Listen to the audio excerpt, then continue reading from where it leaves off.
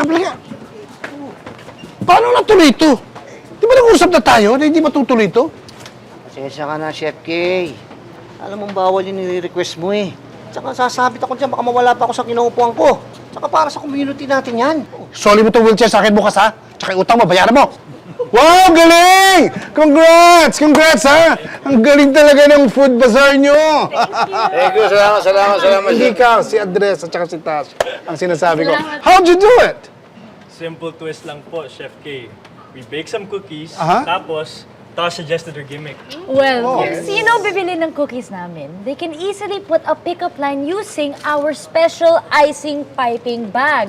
Tapos bigla, tada! May hugot cookies na sila. Ang galing! Di lang yan. Pwede lang i-regalo sa mga crush o yung mga loved ones sila, yung boyfriend. Ito, order yung kakilala ko para kay Andres. Ano? Lason ba yung mata mo? Bakit? Nakakatunaw kasi yung titig mo.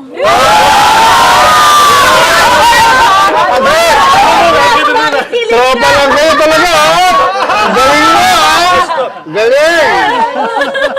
You can put your pickup line para kay mom, para sa anniversary niyo. I love, kung merong Miss World, Miss Earth, at Miss Universe, ikaw naman, ano kita? Ano? Miss ko. Boom!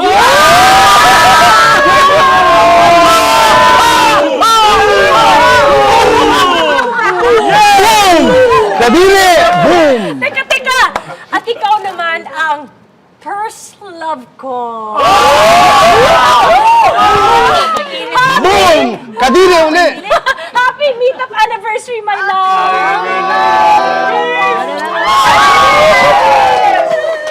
Yes! Chef Gay, kahit gaganyan-ganyan ka sa akin, gusto ko lang magpasalamat sa'yo kasi kung hindi dahil sa'yo, wala akong first family ko. Yun nga ang pinagsisisihan ko, eh. Ang ibig sabihin, hindi. Ang ibig sabihin, alam mo, dapat pinagkilala ko kayo agad, eh. Para talagang nagkamahalan kayo agad. Thank you! Ayo!